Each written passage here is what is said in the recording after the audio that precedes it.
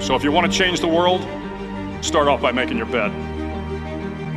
If you make bed every morning, you will have accomplished the first task of the day.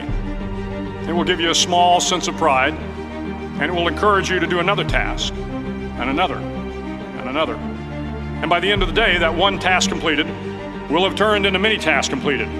Making your bed will also reinforce the fact that the little things in life matter. If you can't do the little things right, you'll never be able to do the big things right. And if by chance you have a miserable day, you will come home to a bed that is made, that you made. And a made bed gives you encouragement that tomorrow will be better.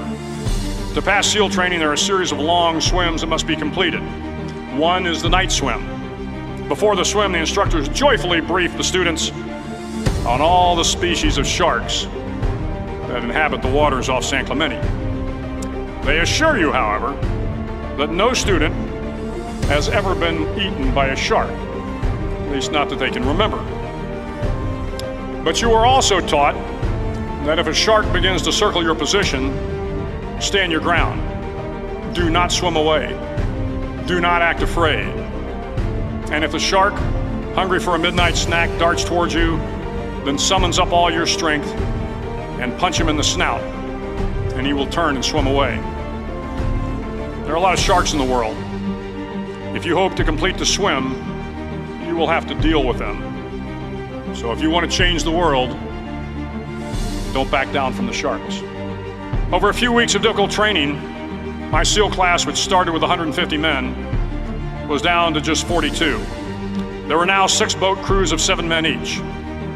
I was in the boat with the tall guys, but the best boat crew we had was made up of the little guys, the Munchkin crew, we called them. No one was over 5'5". The Munchkin boat crew had 1 American Indian, 1 African American, 1 Polish American, 1 Greek American, 1 Italian American, and 2 tough kids from the Midwest.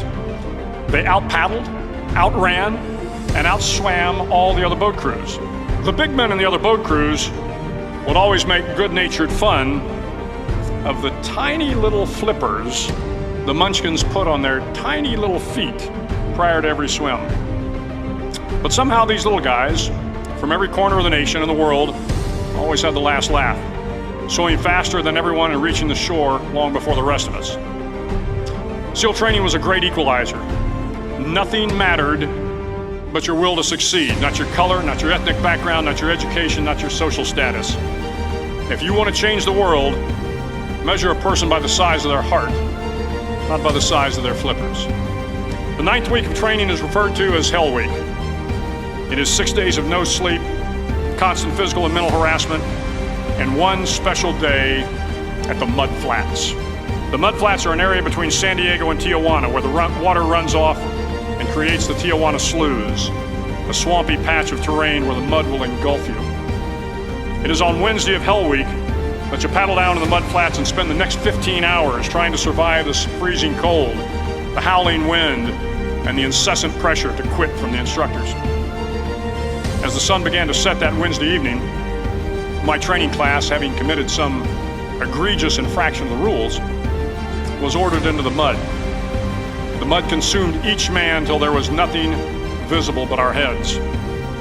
The instructors told us we could leave the mud if only 5 men would quit. Only 5 men, just 5 men, and we could get out of the oppressive cold. Looking around the mud flat, it was apparent that some students were about to give up. It was still over 8 hours till the sun came up. 8 more hours of bone-chilling cold. The chattering teeth and the shivering moans of the trainees were so loud, it was hard to hear anything.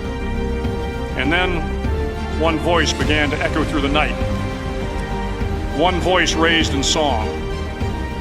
The song was terribly out of tune, but sung with great enthusiasm.